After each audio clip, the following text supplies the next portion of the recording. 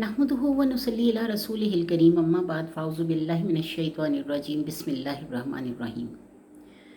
आज मुझे एक बड़ा खूबसूरत सवाल किसी ने भेजा है कि अल्लाह ताला को हम अपने इर्द गिर्द कैसे तलाश करें। तो मुझे हैरत होती है कि क्या हमें अल्लाह को तलाश करने की ज़रूरत है। अल्लाह तो हमारे इर्द गिर्द ही है, हर जगह, हर लम्हे, हर तरफ अल्लाह हमें अपने इर्द गिर्द ही मिलता है। वो हमारी शहरग से ज़्यादा करीब है, वो हमारी पलक झपकने से पहले हमारे पास होता है।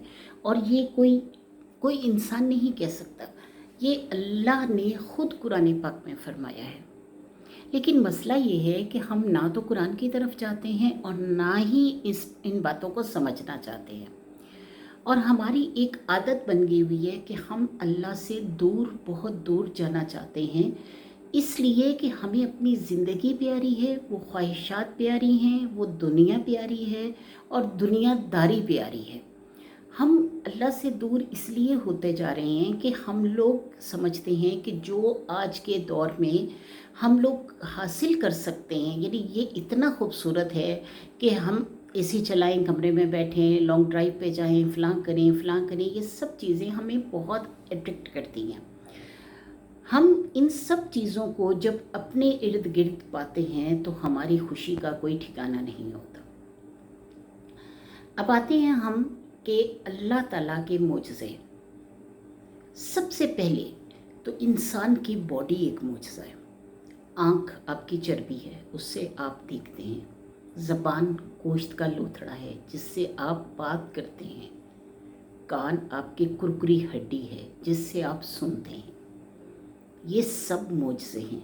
दिमाग जिससे आप सोचते हैं, दिल आपका पंप करता है, आंखें आपकी, उसके पीछे 13 करोड़ बल्ब हैं जो आपको वैसे नज़र नहीं आते। यानी आपको पता ही नहीं, 7 लाख आसाब से यानी वेन्स से आपके आँखों को के बल्ब जो हैं उनको जोड़ा गया है आपके दिमाग से। आप किसी एक डॉक्टर जो ब्रेन का है उससे पूछें कि कोई दिल का है, कोई दिमाग का है, कोई जिस्म का है, कि जिस्म का कौन सा हिस्सा ऐसा है जो मोजज़ा नहीं है। चलें उस सब को भी छोड़ दें, अपनी बॉडी की तरफ आएं। आप सब ख़वातीन हैं, मेरे पास पढ़ती हैं। अल्लाह ताला आपको इस चीज़ का अजर दे, अल्लाह मुझे भी इस अजर में शामिल करे। आप ये देखें कि जब आप अपने जिस्म की तरफ देखते हैं, जब आप माँ बनती हैं, आपके सारे जिस्म में खून ही खून है, कहीं से भी काट लो आपका जिस्म खून है। लेकिन जब आप माँ बनती हैं तो अल्लाह ताला आपके बच्चे की खुराक दूध की सूरत में आपको देता है। अगर उस दूध आने के दौरान भी आप अपने जिस्म के उस हिस्से को काट कर देखें तो सिर्फ खून निकलेगा। कोई टैंकी आपके जिस्म के अंदर नहीं है जो दूध मतलब उसमें डाला जाएगा और उसके बाद फिर निकाला जाएगा, या कोई देगची या कोई ऐसा मटेरियल या कोई ऐसा पाइप लगा हुआ हो कि खून जैसी सुर्ख रंगत रखने वाली चीज़ के दरमियान, यानी हर वेन में खून ही खून है और वहाँ से आप दूध लेती हैं। अल्लाह कुरान पाक में फरमाता है कि एक गाय है या भैंस है या बकरी है या भेड़ है, उसके गोबर और उसके मतलब पेट के दरमियान से एक चीज़ निकलती है जिसे दूध कहते हैं और वो तुम्हारे लिए बहुत फ़ायदेमंद है। आप गाय की भी कोई भी हिस्सा काट कर देख लें, रोज़ गाय कटती हैं, रोज़ कसाई जो है वो काटता है। किसी कसाई ने कभी आपको कहा कि उसमें दूध की टंकी लगी हुई थी या किसी पाइप के ज़रिए उसको दूध पहुंचाया जाता था, जो आप किलो के हिसाब से निकालते हैं और निकाल कर अपने लिए इस्तेमाल करते हैं। क्या है कोई ऐसी चीज़, है कोई ऐसी ज़ात जो इनमें, यानी इंसान में, औरत में, इसमें गाय में, भैंस में या भेड़ बकरी में या किसी भी जानवर में इस तरह का दूध पैदा कर सके? तो क्या ये आपको मोजज़ा नज़र नहीं आता? एक ही ज़मीन है, एक ही जगह है, एक ही पानी है, फल कितने शानदार निकलते हैं। हर फल का टेस्ट मुख्तलिफ है। कोई फल ऐसा नहीं जिसका टेस्ट दूसरे से मिलता हो। अब कई साइज़ में मिलते जुलते हैं, कहीं आप माल्टों की कई अक़साम देखते हैं, आप आम की कई अक़साम देखते हैं, आप मतलब और कई ऐसे अंगूर हैं, खजूर हैं जिनका ज़िक्र कुरान पाक में किए गए हैं, जैतून है, और उसी जगह पे कीकर भी उग रहा होता है, उसी पानी उसी ज़मीन से कीकर भी उग रहा होता है, उसी ज़मीन से आप और भी बहुत कुछ लेते हैं। टाली एक, मुझे नहीं पता उसको इंग्लिश में क्या कहते हैं, लेकिन एक टाली एक वो है, दरख्त है जिसको आम आप देखेंगे कि हमारे पंजाब के इलाकों में हर जगह तकरीबन पाया जाता है। मुझे बचपन में एक फिंसी निकली और वो फिंसी बढ़ती चली गई, मतलब वो ख़त्म होने का नाम नहीं ले रही थी। और मुझे याद है कि मेरी वालदा जो हैं वो क्या करती थी, टाली के जो छोटे छोटे पत्ते होते थे उनको इकट्ठा करती थी, उनको पीसती थी, अच्छी तरह उसकी चटनी सी बनाती थी, उनको मक्खन में मिलाती थी और मेरे जिस्म पर लगा देती थी, मेरी उस फिंसी पर लगा देती थी।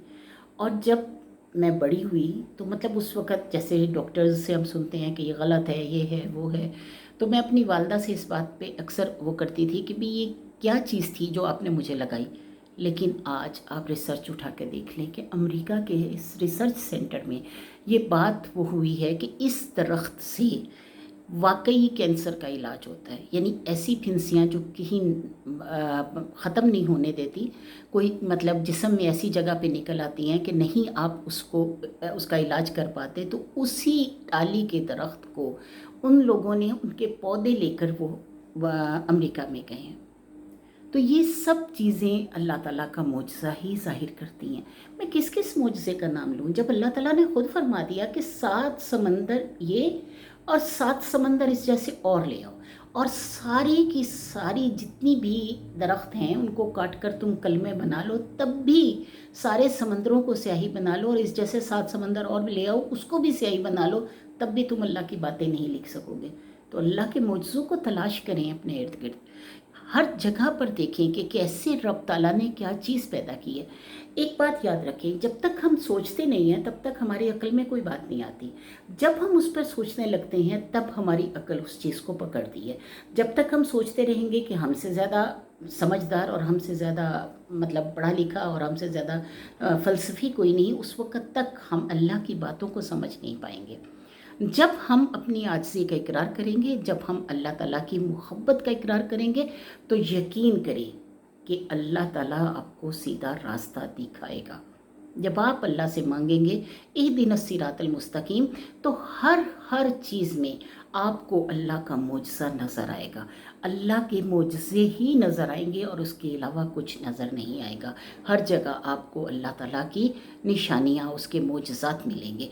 आप समंदरों में चलें, ये डिस्कवरी चैनल अंग्रेज़ बना बना कर थक गए, आप कभी उसको गौर से देखें, कैसे कैसे जानवर, कैसी कैसी मखलूक़ात अल्लाह ने पैदा की, कैसी कैसी मछलियाँ, कैसी वे सांप, कैसी चीज़ें, और उनके कभी रंग पे आप गौर करें, उनके कंट्रास्ट पे कभी आप गौर करें, उनकी खूबसूरती पे कभी आप गौर करें, तो वो सब चीज़ें मेरे रब की बनाई हुई हैं। मेरे रब के अलावा कोई ऐसा नहीं, कोई चीज़ एक मच्छर से भी छोटी जो चीज़ है वो तख्लीक कर सके।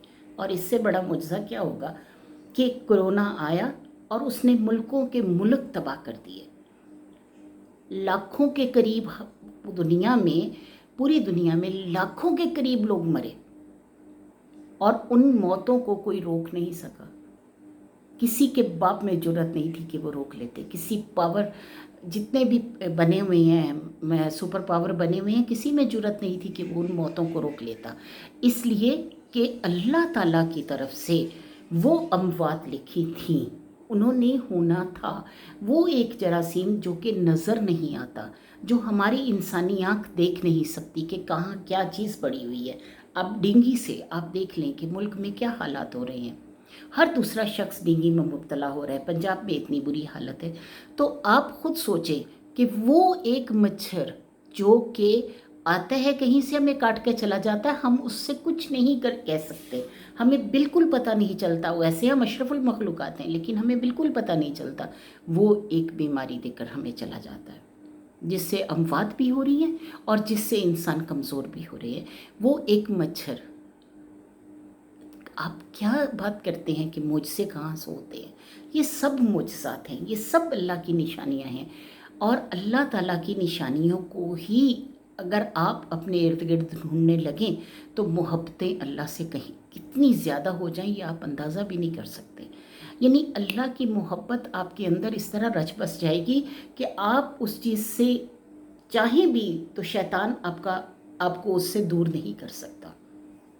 ایک دفعہ، بس ایک دفعہ آپ کو یقین ہونا چاہیے کہ میرا رب ہر لمحے میرے ساتھ ہے، میرا رب ہر وہ چیز کر سکتا ہے جو دنیا کی کوئی طاقت نہیں کر سکتی، جو میرا رب دے سکتا ہے وہ دنیا کی کوئی طاقت مجھ سے لے نہیں سکتی، اور جو میرا رب نہیں دینا چاہتا وہ دنیا کی کوئی طاقت مجھے دے نہیں سکتی۔